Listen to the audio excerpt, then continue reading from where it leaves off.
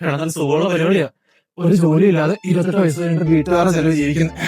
ആ ജോലി ഉണ്ടായിട്ട് വീട്ടുകാരുടെ ചെലവ് ചെയ്യിക്കുമ്പോ അതിനേക്കാളും സുഖം.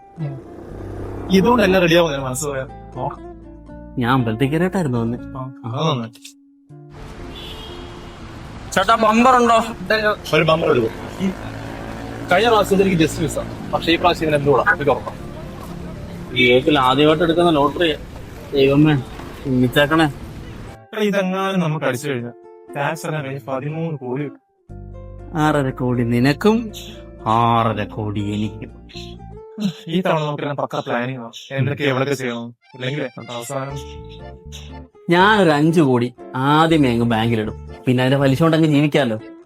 പിന്നെ കുറെ സ്ഥലം നോക്കി വെച്ചിട്ടുണ്ട്, അതും മേടിക്കണം. നമ്മുടെ കൂട്ടുകാരില്ലേ, അവന്മാർക്കും കുറച്ചും കൊടുക്കണം, അവന്മാരും ജീവിക്കണം. ഞാൻ എന്റെ വീടോടെ തുടങ്ങുമ്പോഴേ എന്നിട്ട് ഗൾഫിലെ ജീവിതമില്ല, അത് ഉപയോഗിച്ച നാട്ടിൽ ഒരു ഹോട്ടൽ ബിസിനസ് ഈച്ചനായി. ഹോട്ടൽ ബിസിനസ് അടിപൊളിയാ, പക്ഷെ ഉണ്ടല്ലോ നല്ല ഫുഡ് കൊടുത്തില്ലെങ്കിലും ഉണ്ടല്ലോ ആൾക്കാർ ആംഗ്രീലുകൾ എടുത്ത് കറക്കിയ പോലെ കറക്കും. സ്വർണ്ണക്കട നല്ല ഓപ്ഷൻ അല്ലേ? സ്വർണ്ണക്കട പൊളിക്കും, പക്ഷെ എനിക്ക് റിയൽ എസ്റ്റേറ്റിനോടാണ് താല്പര്യം. കുറെ സ്ഥലവും വീടൊക്കെ ഞാൻ നോക്കി വെച്ചിട്ടുണ്ട്. റിയൽ എസ്റ്റേറ്റ് നല്ല പരിപാടിയാ. ലുലുമാളുടെ സൈഡിൽ കുറച്ച് സ്ഥലം കൊടുക്കാണെന്ന് പറയുന്നത് ഫേസ്ബുക്കിൽ ഞാൻ കണ്ടേ. അവിടെ സ്ഥലം വാങ്ങിച്ചാൽ ഒരു ഗ്രാൻഡ് ആയിട്ടുള്ള ഹോട്ടൽ നടത്തും. എന്നിട്ട് ലാലേട്ടനെ സുൽഖാനെ ചെയ്താൽ മോനെ വെച്ചടി കയറ്റായിരിക്കും. പക്ഷെ ഉണ്ടല്ലോടാ, ഈ ലോട്ടറി അടിച്ചവരാരും രക്ഷപ്പെട്ടിട്ടില്ലെന്നാണ് പൊതുവെ ഉള്ളൊരു ജനസംസാരം.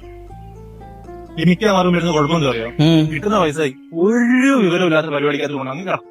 അത് പോകുമ്പോ തെളിച്ചു തരും. നമുക്ക് ആ പ്രശ്നമില്ല, കാരണം ശരി നമ്മൾ പക്ക പ്ലാനിങ് ആയിട്ട് സാധനം എടുക്കും. ശരിക്കും ഉണ്ടല്ലോ നമുക്ക് ഈ ലോട്ടറി ഞാൻ കാണിക്കണം.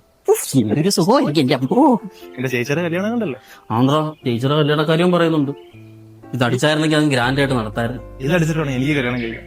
വയസ്സ് 18 എടാ 30 നടക്കുന്നില്ല അപ്പോഴാ.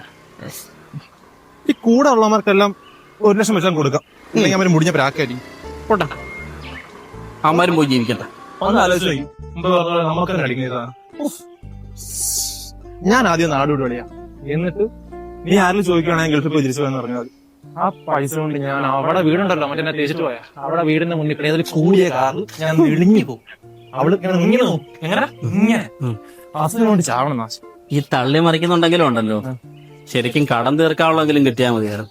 നമുക്ക് കടവില്ലാതെ കിടന്ന് ഉറങ്ങാനെങ്കിലും പറ്റില്ല. ഒന്ന് ആലോചിച്ച് നോക്കിയേ, 25 കോടി എന്ന് പറഞ്ഞാൽ ആകെ കിട്ടുന്ന 13 കോടിയാണ്. ഇതിൽ വർഷാവർഷം ടാക്സ് പറയും. ഓ പരിപാടിയല്ലേ? എന്താ 13 കോടി കിട്ടിയാ പുളിക്കുവോ?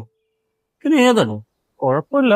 അതെ ഒരു 250 കഴിച്ച ഏത് 250? ഈ കയ്യിലേക്ക് ലോട്ടില്ല 500 രൂപ, അതിന്റെ പാതി 250. അത് 13 കോടി കിട്ടുമ്പോ നീ കുറച്ചോ? അതുകൊണ്ട് ഇപ്പൊ എന്റെ പൈസ ആ തീർക്കാൻ വിശ്വാസം ഇല്ലേ?